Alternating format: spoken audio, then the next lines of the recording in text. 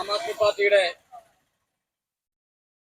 ഉപവാസ സമരം ഇന്നിവിടെ നടക്കുകയാണ്.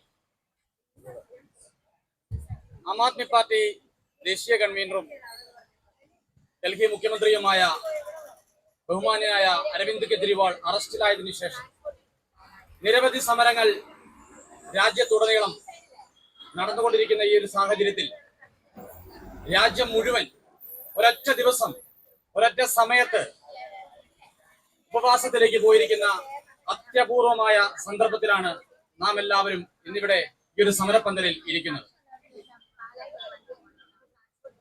ഇന്നത്തെ ഈ യോഗത്തിന്, ഇന്നത്തെ ഈ ഉപവാസ സമരത്തിന് അധ്യക്ഷത വഹിക്കുന്ന ബഹുമാന്യനായ പ്രിയ നേതാവ് ജില്ലാ പ്രസിഡന്റ് ശ്രീ ജോയ് തോമസ് ആനിത്തോട്ടം, ഈ സമരം ഇന്നിവിടെ നടത്തുന്ന കോട്ടയം നിയോജക മണ്ഡലത്തിന്റെ പ്രസിഡന്റ് ശ്രീ കാപ്പിൽ തുളസിദാസ് അവർകൾ, സെക്രട്ടറി ഫ്രാൻസിസ് ഗുരോത്ത് അവർകൾ, ഏറ്റവും ബഹുമാന്യനായ സംസ്ഥാന വൈസ് പ്രസിഡന്റ് ശ്രീ സെലിൻ ഫിലിപ്പ്, സംസ്ഥാന സെക്രട്ടറി ശ്രീമതി റെനി സ്റ്റീഫൻ, എല്ലാവർക്കും അഭിവാദ്യങ്ങൾ ഞാൻ അർപ്പിക്കുകയാണ്. ഒരൊറ്റ വ്യക്തി വിചാരിച്ചാൽ ഈ നാട്ടിൽ പല മാറ്റങ്ങളും കൊണ്ടുവരാമെന്ന് തെളിയിച്ച ഒരു ധീര നേതാവിന്റെ അനുയായിയായി, പടയാളിയായി ഈ സദസ്സിൽ നിങ്ങളെ ഏവരെയും അഭിസംബോധന ചെയ്ത് നിങ്ങളുടെ മുമ്പിൽ നിൽക്കാൻ സാധിക്കുന്ന ഈ ധന്യ മുഹൂർത്തത്തെ ഓർത്ത് എനിക്ക് അഭിമാനമുണ്ട്. ഈ രാജ്യത്ത് ഒരു പൗരനായി ജനിച്ച് കേരളത്തിലെ കോട്ടയം ജില്ലയിലെ വാഴൂരിന്റെ പ്രദേശത്ത് 14-ാം മൈലിൽ ജീവിച്ച് കോട്ടയത്ത് ഒരു അഭിഭാഷകനായി ജോലി നോക്കുന്ന എനിക്ക് മറ്റു പലരെയും പോലെ മറ്റു പല പാർട്ടികളിലും ഇടപെട്ട് രാജ്യസേവനം എന്ന് പറഞ്ഞുകൊണ്ട് നേതാവാകാനും കൊടിപിടിക്കാനും നടക്കാമായിരുന്നു. പക്ഷേ ഇന്ന് ഞാൻ ഈ ഒരു ചെറിയ കൂട്ടത്തോടൊപ്പം ഇരിക്കുമ്പോൾ അവർ പിൻപറ്റുന്ന സത്യത്തിന്റെ പാതയിൽ അവരോടൊപ്പം കൂടെ ചേർന്ന് നടക്കാൻ സാധിക്കുമ്പോൾ മറ്റാർക്കും അവകാശപ്പെടാനില്ലാത്ത ആത്മനിർവൃതി എനിക്കിവിടെ നിൽക്കുമ്പോൾ ഉണ്ടാവുന്നുണ്ട്. ഇത് കേൾക്കുന്ന ഈ ജനക്കൂട്ടത്തെ ശ്രവിക്കുന്ന മറ്റു പലരും എനിക്ക് മുമ്പേ സംസാരിച്ച് പോയിരുന്നിട്ടുണ്ട്. എനിക്ക് ശേഷം ഇനി പലരും വരാനിരിക്കുന്നുണ്ട്. അവരെല്ലാവരും പറഞ്ഞ കാര്യങ്ങൾ ഈ നാടിന്റെ ഇന്നത്തെ അവസ്ഥയെക്കുറിച്ചാണ്. ഈ നാട്ടിൽ BJP ഭരണകൂടം സംഘപരിവാറിന്റെ കുത്തഴിഞ്ഞ രാഷ്ട്രീയ വ്യവസ്ഥിതി മുന്നോട്ട് വെക്കുന്ന ഹിന്ദുത്വ വർഗീയതയുടെ കരാളഹസ്തങ്ങളിലേക്ക് നമ്മുടെ രാജ്യം പോകുമ്പോൾ നമ്മുടെ ജനങ്ങൾ അനുഭവിക്കുന്ന ദുസ്ഥിതികളെ കുറിച്ചോർത്ത്, രാജ്യത്തിന്റെ ജനാധിപത്യം അപകടത്തിലാകുന്ന വിവിധ തലങ്ങളെ കുറിച്ചോർത്ത് പലരും പല വ്യക്തമായിട്ടുള്ള ഫാക്റ്റുകളും യാഥാർത്ഥ്യങ്ങളും നമ്മുടെ മുമ്പിൽ അവതരിപ്പിക്കുകയുണ്ടായി. പലരും മാധ്യമങ്ങളിലൂടെ, സോഷ്യൽ മീഡിയയിലൂടെ, പത്രങ്ങളിലൂടെ ദിവസേന വായിച്ചുകൊണ്ടിരിക്കുന്ന യാഥാർത്ഥ്യങ്ങൾ നിങ്ങളുടെ മുമ്പിൽ ശക്തിയുക്തം ആം ആദ്മി പാർട്ടിയുടെ നേതാക്കളും ഇന്നിവിടെ അവതരിപ്പിച്ചു. രാജ്യത്തിന്റെ പോക്ക് ഓട്ടോക്രസിയിലേക്കാണ് എന്ന് വളരെ വ്യക്തമായി പാലാ നിയോജക മണ്ഡലത്തിന്റെ പ്രസിഡന്റ് ബഹുമാന്യനായ ശ്രീ ജേക്കബ് സാർ പറയുകയുണ്ടായി. രാജ്യം നരേന്ദ്രമോദിയിലേക്ക് മാത്രമായി ചുരുങ്ങുന്ന, രാജ്യം ഒരു വ്യക്തിയുടെ മാത്രം തീരുമാനങ്ങൾക്ക് അനുസരിച്ച് പ്രവർത്തിക്കുന്ന നിലയിലേക്ക് കടന്നുപോയിക്കൊണ്ടിരിക്കുന്ന ഈ സാഹചര്യത്തിൽ നമുക്ക് മുമ്പിലേക്ക് ഒരു തെരഞ്ഞെടുപ്പ് വരികയാണ്. 2024 തെരഞ്ഞെടുപ്പ്, പാർലമെന്റ് ഇലക്ഷൻ, ലോക്സഭാ തെരഞ്ഞെടുപ്പ് ഇന്ത്യയുടെ ജനാധിപത്യ ചരിത്രത്തിൽ ഒരു നാഴികക്കല്ലായി മാറും എന്നത് തീർച്ചയാണ്. ഒന്നുകിൽ ഈ തെരഞ്ഞെടുപ്പിലൂടെ നരേന്ദ്രമോദി സർവാധിപത്യം നേടും, അല്ലെങ്കിൽ ഈ തെരഞ്ഞെടുപ്പിലൂടെ വർഗീയത അവസാനിക്കും. രണ്ടിലേതെങ്കിലും ഒന്നിവിടെ സംഭവിക്കും. സർവാധിപനായി നരേന്ദ്രമോദി മാറിയാൽ ഇന്നിവിടെ ഹിന്ദുവും മുസൽമാനും ക്രിസ്ത്യനും പാഴ്സിയും ജൈനനും അല്ലെങ്കിൽ ജാതികളും ഉപജാതികളും ഒക്കെയായി നായരും ഹിന്ദുവും പുലയനും പറയനും അങ്ങനെ വേണ്ട ക്രിസ്ത്യൻ മതവിഭാഗങ്ങൾക്ക് എടുത്താൽ യാക്കോബായ, ഓർത്തഡോക്സ്, RC, ജ്ഞാനായ കത്തോലിക്കർ, അങ്ങനെ പല വിഭാഗങ്ങളിൽപ്പെട്ട ആളുകൾ ഒരുമിച്ച് ഒരു കുടക്കീഴിൽ ഒരു നാട്ടിൽ ഒരു കടയിൽ നിന്ന് സാധനങ്ങൾ മേടിച്ച് ഒരു പാത്രത്തിലുണ്ട്, ഒരു പാത്രത്തിൽ കഴിച്ച് ഒരു ഗ്ലാസ്സിൽ വെള്ളം കുടിച്ച് ഇവിടെ ജീവിക്കുന്നുണ്ട്. പക്ഷെ ഈ രാജ്യത്തിന്റെ സമാധാനം, ഈ രാജ്യത്തിന്റെ ഐക്യം, ഈ രാജ്യത്തിന്റെ മതേതരത്വം എല്ലാം താറുമാറാക്കുന്ന ഒരു ഭരണ സംവിധാനം 2014 ഇവിടെ അധികാരമേൽക്കുകയുണ്ടായി. നീണ്ട 10 വർഷങ്ങൾ അവർ ഭരിച്ചു. അവരുടെ ഭരണം എങ്ങനെയായിരുന്നുവെന്ന് കഴിഞ്ഞ 10 കൊല്ലങ്ങളായി നമ്മൾ കണ്ടുകൊണ്ടിരിക്കുകയാണ്. 2012 രാജ്യ തലസ്ഥാനത്ത് അഴിമതിക്കെതിരെ ശക്തമായി ശബ്ദമുയർത്തിക്കൊണ്ട് അരവിന്ദ് കെജ്രിവാൾ എന്ന ഒരു 40 വയസ്സുകാരൻ ഇന്ത്യ അഗെയിൻസ്റ്റ് കറപ്ഷൻ മൂവ്മെന്റുമായി ഈ നാടിന് മാറ്റമുണ്ടാകണം, ഈ നാട്ടിലെ ജനങ്ങൾക്ക് ജനക്ഷേമകരമായിട്ടുള്ള സേവനങ്ങൾ ലഭ്യമാകണമെന്ന് ആശിക്കുന്ന ഒരു മനുഷ്യൻ ഇന്ത്യ അഗെയിൻസ്റ്റ് കറപ്ഷൻ മൂവ്മെന്റുമായി രംഗത്ത് വന്നു. അണ്ണാ ഹസാരെ പോലെയുള്ള രാജ്യം അറിയപ്പെടുന്ന, രാജ്യത്തെ ജനങ്ങൾ അംഗീകരിക്കുന്ന പല നേതാക്കളും അദ്ദേഹത്തിന് പിന്തുണയുമായി രംഗത്ത് വന്നു. ജൻ ലോക്പാൽ ബിൽ എന്ന ശക്തമായിട്ടുള്ള ഒരു നിയമം നിർമ്മിച്ച് അരവിന്ദ് കെജ്രിവാളും അദ്ദേഹത്തിന്റെ സന്തത സഹചാരിയായിരുന്ന ശ്രീ മനോജ് സിസോദിയജിയും അണ്ണാ ഹസാരയെ പോയി കാണുകയും അദ്ദേഹത്തിന്റെ നേതൃത്വത്തിൽ രാംലീല മൈതാനത്തും ജന്തർ മന്ദിറിലുമായി 3 തവണ ഇന്നത്തെ ആം ആദ്മി പാർട്ടിയുടെ നേതാക്കളായിരിക്കുന്ന ആളുകൾ അന്ന് സമരമിരിക്കുകയും ചെയ്തു. എന്നാൽ അന്നത്തെ കോൺഗ്രസ് ഭരണകൂടം ഈ അഴിമതി വിരുദ്ധ പ്രസ്ഥാനത്തെ, അഴിമതി വിരുദ്ധ ജൻ ലോക്പാൽ ബില്ലിനെ ശക്തമായി എതിർത്തു. നിങ്ങൾ സമരം ചെയ്യൂ, എത്ര വേണമെങ്കിലും സമരം ചെയ്യൂ, നിങ്ങൾ എത്ര സമരം ചെയ്താലും ഈ നാട്ടിൽ യാതൊരു മാറ്റവും ഉണ്ടാക്കാൻ പോകുന്നില്ല, ഇന്ത്യൻ പാർലമെന്റിൽ ഇത്തരം ഒരു ബില്ല് അവതരിപ്പിക്കാൻ പോകുന്നില്ല എന്ന് ശക്തമായി അറിയിച്ച ഭരണപക്ഷത്തോട് മറ്റൊരു രാഷ്ട്രീയ പാർട്ടി ഉണ്ടാക്കാതെ ഈ ഒരു നാട്ടിൽ മാറ്റമുണ്ടാക്കാൻ സാധിക്കില്ല എന്ന് മനസ്സിലാക്കിയ ഏക വ്യക്തിയായിരുന്നു അരവിന്ദ് കെജ്രിവാൾ. അരവിന്ദ് കെജ്രിവാൾ സമരം അവസാനിപ്പിച്ച് രാഷ്ട്രീയ പാർട്ടി ഉണ്ടാക്കി. അന്നതിനെ എതിർത്ത അനേകം ആളുകൾ, ഇവൻ അന്ന് അദ്ദേഹത്തോടൊപ്പം സമരമിരുന്ന അണ്ണാ ഹസാരെ വരെ അദ്ദേഹത്തെ ശക്തമായി എതിർത്തു. രാഷ്ട്രീയ പാർട്ടി ഉണ്ടാക്കരുത്. പക്ഷേ അദ്ദേഹം രാഷ്ട്രീയ പാർട്ടി ഉണ്ടാക്കിയതിനു ശേഷം 2014 ആദ്യമായി ആം ആദ്മി പാർട്ടി എന്ന ഒരു രാഷ്ട്രീയ പാർട്ടി രാജ്യത്ത് അധികാരത്തിൽ വന്നു. ഒരു സംസ്ഥാനത്തിന്റെ ഭരണം പിടിച്ചു. അതും ചുമ്മാ ഒരു സംസ്ഥാനത്തിന്റെ അല്ല, രാജ്യ തലസ്ഥാനത്തിന്റെ ഭരണം പിടിച്ചു. രാജ്യമാകെ ഞെട്ടലായി. പിന്നെ നമ്മൾ കണ്ടത് പല ചരിത്ര മുഹൂർത്തങ്ങളുമായിരുന്നു. 2014 ആദ്യം 40 ദിവസം മാത്രം ഭരിച്ച ആം ആദ്മി പാർട്ടി സർക്കാർ, അരവിന്ദ് കെജ്രിവാളിന്റെ നേതൃത്വത്തിലുള്ള ആം ആദ്മി പാർട്ടി സർക്കാർ അഴിമതി തുടച്ചു നീക്കുന്നതിന് ആദ്യമായി അന്നത്തെ കേന്ദ്രമന്ത്രിയായിരുന്ന വീരപ്പ മൊയ്ലിക്കെതിരെയും ഇന്ത്യയിലെ ഏറ്റവും വലിയ കോർപ്പറേറ്റ് ആയ സാക്ഷാൽ മുകേഷ് അംബാനിക്കെതിരെയും നോട്ടീസ് അയച്ചു. അവർക്കെതിരെ കേസെടുത്തു. പക്ഷേ നിർഭാഗ്യകരമായിട്ടുള്ള അവസ്ഥ, ഇന്ത്യൻ പാർലമെന്റിൽ പ്രത്യേക നിയമം പാസാക്കി ഡൽഹി സർക്കാരിന്റെ കയ്യിൽ നിന്നും വിജിലൻസിന്റെ അധികാരം പാർലമെന്റ് തിരിച്ചെടുത്തു. അതോടുകൂടി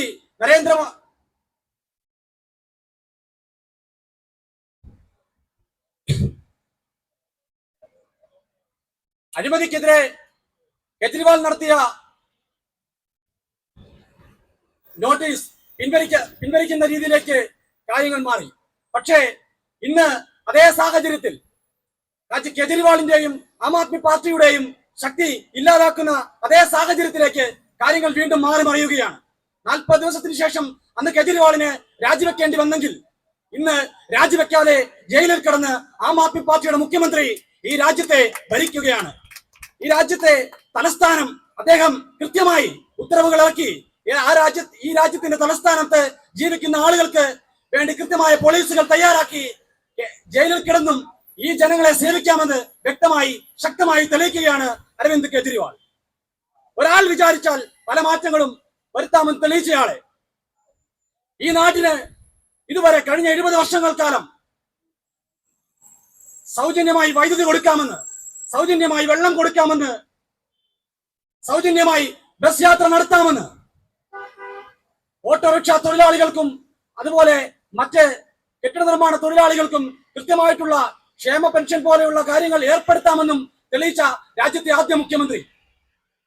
ഇന്ന് ആദ്യമായി സ്വതന്ത്ര ഇന്ത്യയുടെ ചരിത്രത്തിൽ തന്നെ ജയിലറയ്ക്കുള്ളിൽ അകപ്പെട്ടിരിക്കുന്നു. ആദ്യമായി ഒരു മുഖ്യമന്ത്രിയെ കേന്ദ്ര സർക്കാർ അതിന്റെ ഭരണ സംവിധാനങ്ങൾ ഉപയോഗിച്ച്, ഭരണഘടനാപരമായിട്ടുള്ള സംവിധാനങ്ങളെ ഉപയോഗിച്ചുകൊണ്ട് തന്നെ ഇന്ന് ജയിലറയ്ക്കുള്ളിലേക്ക് ആക്കിയിരിക്കുന്നു. ഇപ്പോൾ അദ്ദേഹം ജയിലിലായപ്പോൾ പല ജനാധിപത്യ വിരുദ്ധ പ്രസ്ഥാനങ്ങളും അതിന്റെ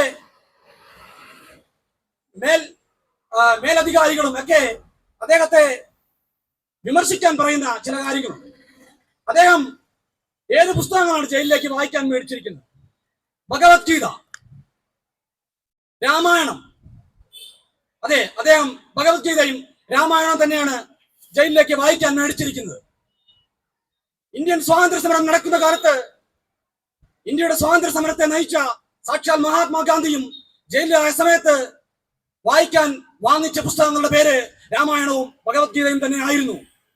രണ്ടാം സ്വാതന്ത്ര്യ സമരവും നടക്കുമ്പോൾ ഈ രണ്ടാം സ്വാതന്ത്ര്യ സമരത്തിന് നയിക്കുന്ന, ഈ രണ്ടാം സ്വാതന്ത്ര്യ സമരത്തിന് മുന്നണി പോരാളിയായി നിൽക്കുന്ന അരവിന്ദ് കെജ്രിവാളും വായിക്കുന്നത് ഭഗവത്ഗീതയും രാമായണവും തന്നെയാണ്.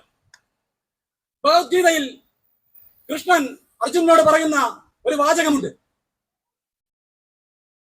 അധർമ്മം രാജ്യത്ത് കൊടികുത്തി വാഴുമ്പോൾ, പാപം വർദ്ധിക്കുമ്പോൾ, ധർമ്മം ഇല്ലാതാകുമ്പോൾ ധർമ്മ പുനഃസ്ഥാപനാർത്ഥം ഞാൻ അവതരിക്കും. അതെ, കാലാകാലങ്ങളിൽ വ്യത്യസ്ത നാടുകളിൽ, വ്യത്യസ്ത പ്രദേശങ്ങളിൽ, വ്യത്യസ്ത സംസ്കാരങ്ങളിൽ, വ്യത്യസ്ത മതവിഭാഗങ്ങളെ പ്രതിനിധീകരിച്ച് പല അവതാരങ്ങളും ഇതിനു മുമ്പും ഉണ്ടായിട്ടുണ്ട്. യൂറോപ്യൻ രാജ്യങ്ങൾക്ക് ജീസസ് ക്രൈസ്റ്റ് ആയിരുന്നുവെങ്കിൽ അറേബ്യൻ കൺട്രീസിൽ മുഹമ്മദ് നബി ഉണ്ടായിട്ടുണ്ട്. ഇന്ത്യൻ ഉപനാട്ടിൽ കൃഷ്ണനും രാമനും ജനിച്ചിട്ടുണ്ട്. അങ്ങനെ അധർമ്മത്തിന് പകരം ധർമ്മം പുനഃസ്ഥാപിക്കാൻ കാലാകാലങ്ങളിൽ അവതാരങ്ങൾ ജന്മമെടുത്തുകൊണ്ടേയിരിക്കും. ഇക്കാലത്ത് കംസ എന്ന നരേന്ദ്രമോദി എന്ന കംസനെ വധിക്കാൻ ജന്മമെടുത്ത സാക്ഷാൽ കൃഷ്ണനാണ് അരവിന്ദ് കെജ്രിവാൾ എന്ന് ഈ സദസ്സിൽ, ഈ കോട്ടയം ജില്ലയിലെ ആൾക്കാരുടെ മുമ്പിൽ പ്രഖ്യാപിക്കാൻ ഞാൻ ആഗ്രഹിക്കുകയാണ്. നിങ്ങൾ കെജ്രിവാളിനെ കസ്റ്റഡിയിലെടുത്തപ്പോൾ വിചാരിച്ചു അരവിന്ദ് കെജ്രിവാളിനെയും അദ്ദേഹത്തിന്റെ രാഷ്ട്രീയ പ്രസ്ഥാനമായ ആം ആദ്മി പാർട്ടിയെയും ഈ ഇന്ത്യയിൽ നിന്ന് തുടച്ചു നീക്കാമെന്ന്. പക്ഷേ വാസ്തവത്തിൽ എന്താണ് സംഭവിച്ചുകൊണ്ടിരിക്കുന്നത്? കെജ്രിവാളിനെ നിങ്ങൾ അറസ്റ്റിലാക്കി മണിക്കൂർ 1 തികയുന്നതിന് മുമ്പ് രാജ്യ തലസ്ഥാനത്തും ഇങ്ങ് കേരളത്തിലും വരെ, കേരളത്തിന്റെ അങ്ങേ തെക്കേറ്റത്തുള്ള തിരുവനന്തപുരത്ത് വരെ രാജ്യത്തെ എല്ലാ ജനങ്ങളും ഒറ്റക്കെട്ടായി കെജ്രിവാളിന് വേണ്ടി, ജനാധിപത്യത്തിന്റെ നിലനിൽപ്പിന് വേണ്ടി തെരുവിലിറങ്ങി. പന്തം കൊളുത്തി പ്രകടനങ്ങൾ, നിരാഹാര സമരങ്ങൾ, ഉപവാസ സമരങ്ങൾ എന്ന് വേണ്ട എന്ത് തരത്തിലുള്ള സമരങ്ങളും നടത്താൻ, കെജ്രിവാളിന് വേണ്ടി ഇറങ്ങാൻ ഈ രാജ്യം മുഴുവൻ ഒറ്റക്കെട്ടായി ഇറങ്ങുമെന്ന് ഈ രാജ്യത്തെ ഒരു കൂട്ടം ജനത അന്നേ ദിവസം തന്നെ മണിക്കൂറിനുള്ളിൽ പ്രഖ്യാപിച്ചു. ആ പ്രഖ്യാപനത്തിലേക്ക് നയിച്ചത് നിങ്ങൾ അദ്ദേഹത്തെ ജയിലിലാക്കിയതാണ്. ഒരു തരത്തിൽ പറഞ്ഞാൽ അദ്ദേഹം ആഗ്രഹിച്ചിരുന്നത് അത് തന്നെ ആയിരിക്കണം. ഈ രാജ്യത്ത് ആം ആദ്മി പാർട്ടി വളർച്ചയ്ക്ക് നിങ്ങളാണ് ഇപ്പോൾ തറക്കല്ലിട്ടുകൊണ്ടിരിക്കുന്നത്. ആ നഗ്നസത്യം നിങ്ങൾ ഇനിയെങ്കിലും തിരിച്ചറിയണം. മോദിയും BJP-യും വർഗീയത വിളമ്പിയപ്പോൾ എന്തിനാണ് ഇവിടെ വർഗീയത പറഞ്ഞുകൊണ്ടിരിക്കുന്നത്? വർഗീയതയ്ക്ക് പകരം ഈ രാജ്യത്തെ ചെറുപ്പക്കാരുടെ ജോലി സാധ്യതകളെ കുറിച്ച് സംസാരിക്കൂ, ഈ രാജ്യത്തെ ആളുകളുടെ പട്ടിണിയെ കുറിച്ച് സംസാരിക്കൂ എന്ന് പറഞ്ഞ ഏക മുഖ്യമന്ത്രി ഡൽഹി സംസ്ഥാനം ഭരിക്കുന്ന അരവിന്ദ് കെജ്രിവാളാണ്. ആ കെജ്രിവാൾ തന്നെയാണ് നരേന്ദ്രമോദിയുടെ ഏറ്റവും വലിയ ശത്രു. നരേന്ദ്രമോദിയുടെ മാത്രമല്ല, സംഘപരിവാരത്തിന്റെയും ഏറ്റവും വലിയ ശത്രു കെജ്രിവാൾ തന്നെയാണ്. അദ്ദേഹത്തിന് പോളിസികൾ തയ്യാറാക്കുമ്പോൾ, നടപ്പിലാക്കുമ്പോൾ മതം നോക്കുന്നില്ല. എല്ലാ വിഭാഗക്കാർക്കും, ഏത് ജാതിയിലുള്ളവർക്കും ആൺപെൺ വ്യത്യാസമില്ലാതെ എല്ലാ തരത്തിലുള്ള സേവനങ്ങളും ലഭ്യമാക്കുന്നു. റൈറ്റ് ടു ഈക്വാലിറ്റി എന്ന ഭരണഘടനാ പ്രിൻസിപ്പൽ കൃത്യമായി നടപ്പാക്കുന്ന ഇന്ത്യൻ ഏക ഭരണാധികാരി അരവിന്ദ് കെജ്രിവാൾ ആണ് എന്ന് പറയുന്നതിൽ വളരെയധികം അഭിമാനമുണ്ട്. രാജ്യത്ത് വൈദ്യുതി നടപ്പിലാക്കിയപ്പോൾ ഒരു പൗരനെയും വേർതിരിച്ചു നിർത്തിയില്ല. രാജ്യത്ത് ജലം സൗജന്യമായി നൽകിയപ്പോൾ ഒരു പൗരനെയും വേർതിരിച്ചു നിർത്തിയില്ല. രാജ്യത്ത് ബസ് യാത്ര സൗജന്യമാക്കിയപ്പോൾ ആണിനോ പെണ്ണിനെന്നോ വ്യത്യാസമില്ലാതെ ഇപ്പോൾ അത് നടപ്പാക്കാൻ ശ്രമിച്ചുകൊണ്ടിരിക്കുകയാണ്. രാജ്യത്തെ തൊഴിലാളികൾക്ക് സ്റ്റൈഫൻഡ് കൊടുക്കുന്നതിന് കെജ്രിവാൾ സർക്കാർ പോളിസി കൊണ്ടുവന്നപ്പോൾ ആണെന്നോ പെണ്ണെന്നോ മുസ്ലിമെന്നോ ഹിന്ദുവെന്നോ ക്രിസ്ത്യാനിയെന്നോ വേദനയില്ലാതെ എല്ലാ വിഭാഗത്തിലുള്ള ആളുകൾക്കും അത് കൊടുക്കുന്നതിനുള്ള നടപടികളാണ് ഡൽഹി സർക്കാർ, ആം ആദ്മി സർക്കാർ ഡൽഹിയിൽ സ്വീകരിച്ചത്. ഇത് രാജ്യം മുഴുവൻ നാളെ വളരേണ്ട രാഷ്ട്രീയ പാർട്ടിയാണ് എന്ന് കൃത്യമായ തിരിച്ചറിവ് നരേന്ദ്രമോദിക്കും BJP-ക്കും സംഘപരിവാറിനുമുണ്ട്. അതുകൊണ്ട് തന്നെ ഈ രാജ്യത്തെ ഇവിടുന്ന് തുടച്ചു നീക്കുക എന്നത് മറ്റേത് രാഷ്ട്രീയ പാർട്ടിയേക്കാളും മുൻപേ തുടച്ചു നീക്കുക എന്നത് BJP-യുടെ പ്രധാന അജണ്ടയായി മാറുന്നു. വിചാരധാരയിൽ BJP സംഘപരിവാർ അവരുടെ ദൈവമായി കാണുന്ന ഗോൾവാർക്കർ എഴുതി വെച്ചിട്ടുണ്ട്. നമ്മുടെ ശത്രു, അതായത് സംഘപരിവാറിന്റെ ശത്രു പ്രധാനമായും 3 പേരാണ്. 1 മുസ്ലിങ്ങൾ, 2 ക്രിസ്ത്യാനികൾ, 3 കമ്മ്യൂണിസ്റ്റുകൾ. കമ്മ്യൂണിസ്റ്റുകൾ എന്ന് പറഞ്ഞാൽ ഇവിടെയുള്ളവരല്ല. യഥാർത്ഥ കമ്മ്യൂണിസം കൃത്യമായി നടപ്പാക്കുന്ന സാധാരണക്കാരന്റെ ആവശ്യങ്ങൾ, അടിസ്ഥാന ആവശ്യങ്ങൾ കൃത്യമായി നടപ്പാക്കുന്ന, ഉള്ളവരും ഇല്ലാത്തവരും തമ്മിലുള്ള അന്തരം ഇല്ലാതാക്കുന്ന സോഷ്യലിസത്തെയാണ് കമ്മ്യൂണിസം എന്നുകൊണ്ട് ഉദ്ദേശിക്കുന്നത്. ആ കമ്മ്യൂണിസ്റ്റുകളെ രാജ്യത്ത് നിന്ന് തുടച്ചു നീക്കണം. ക്രിസ്ത്യാനികളെയും മുസ്ലിങ്ങളെയും ഈ രാജ്യത്ത് നിന്ന് ഓടിക്കണം. എന്തിനു വേണ്ടി? ഈ രാജ്യത്തിന്റെ ഐക്യം തകർക്കുന്നതിന് വേണ്ടി, ഈ രാജ്യത്തിന്റെ അഖണ്ഡത ഇല്ലാതാക്കുന്നതിന് വേണ്ടി. അതിനവർ ഇപ്പോൾ ഏറ്റവും ചീഞ്ഞ രാഷ്ട്രീയം കളിക്കുകയാണ്. ഓപ്പറേഷൻ താമരയിലൂടെ രാജ്യത്ത് തെരഞ്ഞെടുക്കപ്പെട്ട ജനപ്രതിനിധികളെ വിലയ്ക്ക് വാങ്ങുന്നു.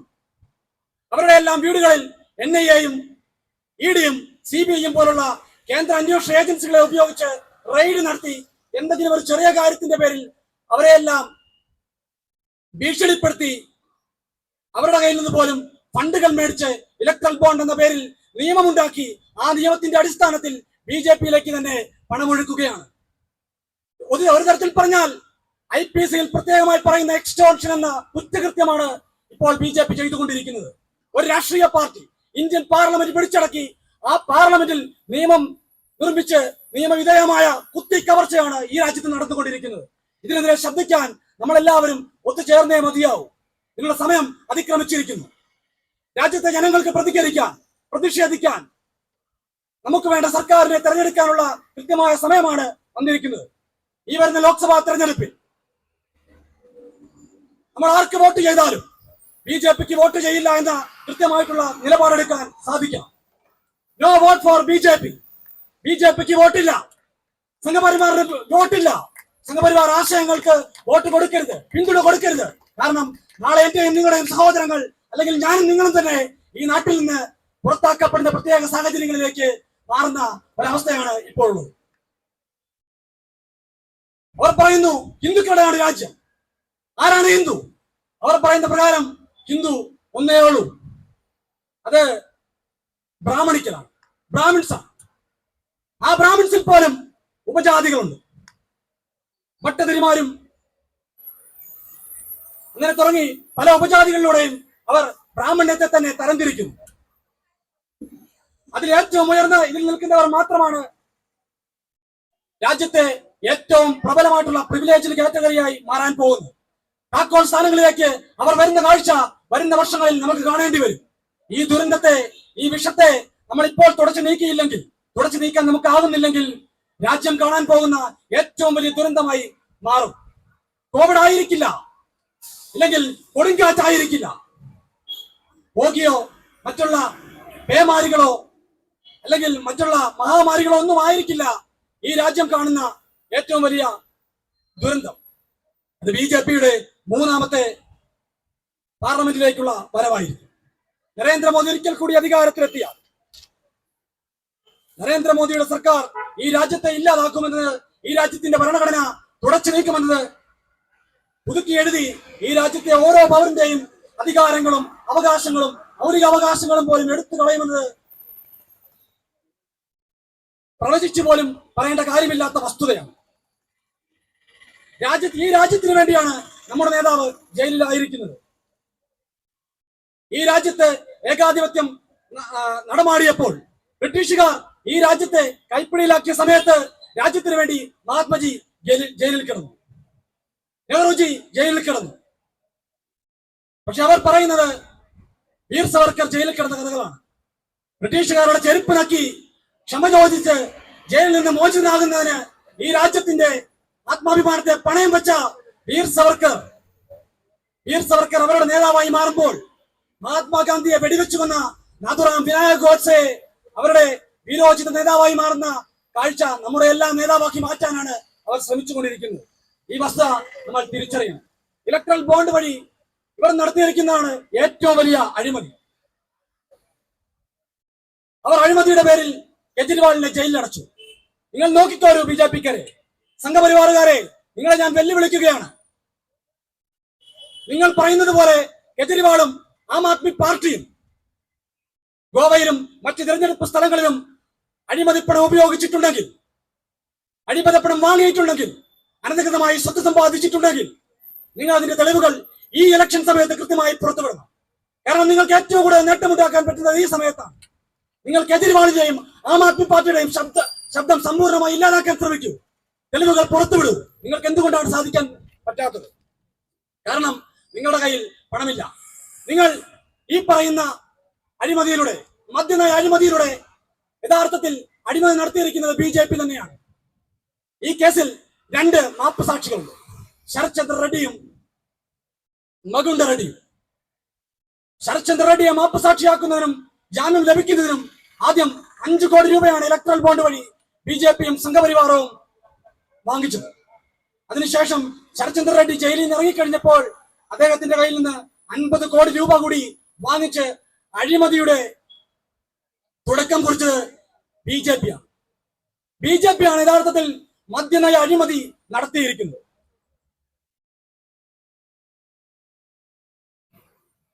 മകുന്ദ റെഡ്ഡിയുടെ പിതാവിനെ, രണ്ടാമത്തെ മാപ്പ് സാക്ഷിയായിട്ടുള്ള മകുന്ദ റെഡ്ഡി, അദ്ദേഹത്തിന്റെ പിതാവ് ഇപ്പോൾ ബിജെപിയുടെ NDAയുടെ സ്ഥാനാർത്ഥിയായി മത്സരിക്കുകയാണ്. പാരിതോഷികങ്ങൾ അല്ലെങ്കിൽ മറ്റുള്ള പ്രലോഭനങ്ങൾക്ക് അടിപ്പെട്ട് ശിക്ഷിക്കപ്പെടാതിരിക്കുന്നതിന് യഥാർത്ഥ കുറ്റവാളികളെ സംരക്ഷിച്ചുകൊണ്ട് നിരപരാധികളെ ക്രൂശിക്കാൻ അവരെ മാപ്പ് സാക്ഷിയാക്കി മാറ്റുന്ന അത്യപൂർവ കാഴ്ച നമ്മുടെ ഇന്ത്യൻ ജനാധിപത്യം കണ്ടുകൊണ്ടിരിക്കുകയാണ്. ഇതിനൊരു മാറ്റം വരണമെങ്കിൽ, ഈ നാട്ടിലെ ജനങ്ങൾക്ക് മനസമാധാനമായി ജീവിക്കണമെങ്കിൽ ഈ രാജ്യത്ത് ആം ആദ്മി പാർട്ടിയുടെ നേതൃത്വത്തിലുള്ള ഇന്ത്യ മുന്നണി അധികാരത്തിൽ വന്നേ സാധിക്കൂ. കഴിഞ്ഞ 31-ാം തീയതി രാജ്യ തലസ്ഥാനത്ത് ആം ആദ്മി പാർട്ടിയുടെ നേതൃത്വത്തിൽ ഇന്ത്യ മുന്നണി ആദ്യമായി യോഗം ചേർന്നു. അതിന് കാരണക്കാർ നിങ്ങൾ തന്നെയാണ്. കെജ്രിവാളിനെ ജയിലിൽ അടച്ചതുകൊണ്ട് ഇന്ത്യ മുന്നണിയിലെ സകല സഖ്യങ്ങളും ഒരുമിച്ച് വരികയും അവർക്ക് ഇടയിൽ ഐക്യമുണ്ടാവുകയും ചെയ്തിരിക്കുന്നു. നിങ്ങളാണ് അതിന് കാരണക്കാർ. നിങ്ങളോട് എനിക്ക് സ്നേഹമുണ്ടാക്കാതിരിക്കും. നിങ്ങൾ അതിന് അഭിനന്ദനം അറിയിക്കുന്നു. രാജ്യത്തെ ഐക്യപ്പെടുത്തുന്നു. രാജ്യത്തെ നിങ്ങൾ എത്രത്തോളം വർഗീയമായി വിഭജിക്കാൻ ശ്രമിക്കുന്നോ അത്രത്തോളം ഈ രാജ്യം ഐക്യപ്പെടും എന്ന് കണ്ടതിന്റെ ഏറ്റവും നല്ല ദൃഷ്ടാന്തമാണ് ഇന്ത്യ മുന്നണിക്ക് വേണ്ടി അരവിന്ദ് കെജ്രിവാളിന് വേണ്ടി ഡൽഹിയിൽ ഇന്ത്യൻ തലസ്ഥാനത്ത് നിരവധി ജനങ്ങൾ, ആയിരക്കണക്കിന് ജനങ്ങൾ മഞ്ഞ നീല പതാകയ്ക്ക് കീഴിൽ അണിനിരന്നത്. അതിനെയും കാണാൻ പോവുകയാണ്. രാജ്യത്ത് ഈ ഇലക്ഷന്റെ തെരഞ്ഞെടുപ്പ് റിസൾട്ട് വരുന്ന ദിവസം ഞാൻ പ്രതീക്ഷിക്കുകയാണ്. പ്രവചനങ്ങളും സർവേകളും എന്തുമായിക്കൊള്ളട്ടെ, ആ പ്രവചനങ്ങളെ നിർവീര്യമാക്കുക എന്നുള്ളത് ഇന്ത്യയിലെ ഓരോ ജനങ്ങളുടെയും ദൗത്യമാണ്. ആ പ്രവചനങ്ങൾ നമ്മുടെ മുമ്പിൽ വന്നിരിക്കുന്നത് തന്നെ ആ പ്രവചനങ്ങൾക്ക് മാറ്റമുണ്ടാകണമെങ്കിൽ ഈ അവസരം പ്രയോജനപ്പെടുത്തണം എന്നതുകൊണ്ട് തന്നെയാണ്. ഈ അവസരം നമ്മൾ പ്രയോജനപ്പെടുത്തിയില്ലെങ്കിൽ ഇന്നിവിടെ ഇരിക്കുന്നവർക്ക്, ഈ വഴിയൽപ്പം നടക്കുന്നവർക്ക് സ്വതന്ത്രമായി നടക്കാൻ സാധിക്കില്ല, സ്വതന്ത്രമായി വാഹനങ്ങൾ ഓടിക്കുവാൻ സാധിക്കില്ല. വിദ്യാഭ്യാസം നേടുന്നതിനോ ഇഷ്ടമുള്ള രീതിയിൽ ജീവിക്കുന്നതിനോ ഇഷ്ടമുള്ള വസ്ത്രം ധരിക്കുന്നതിനോ പോലും സ്വാതന്ത്ര്യമില്ലാത്ത സമ്പൂർണ്ണ സ്വേച്ഛാധിപത്യ രാജ്യത്തിലേക്ക് ഇന്ത്യ നീങ്ങിക്കൊണ്ടിരിക്കുന്ന കാഴ്ചയാണ് ഇപ്പോൾ നമ്മൾ കണ്ടുകൊണ്ടിരിക്കുന്നത്. ഇതിനെതിരെ ശക്തമായി പ്രതികരിക്കാൻ നിങ്ങളുടെ ഓരോ വോട്ടും കൃത്യമായി വിനിയോഗിച്ചുകൊണ്ട് ബിജെപിക്ക് വോട്ട് കൊടുക്കില്ല എന്ന് ശക്തമായി തീരുമാനിച്ചുറപ്പിച്ചുകൊണ്ട് ഈ വരുന്ന ഏപ്രിൽ 26-ാം തീയതി നിങ്ങൾ പോളിംഗ് ബൂത്തിലേക്ക് പോകണമെന്ന് അഭ്യർത്ഥിച്ചുകൊണ്ട് ഞാൻ എന്റെ എളിയ പ്രസംഗം അവസാനിപ്പിക്കുകയാണ്. നന്ദി, നമസ്കാരം.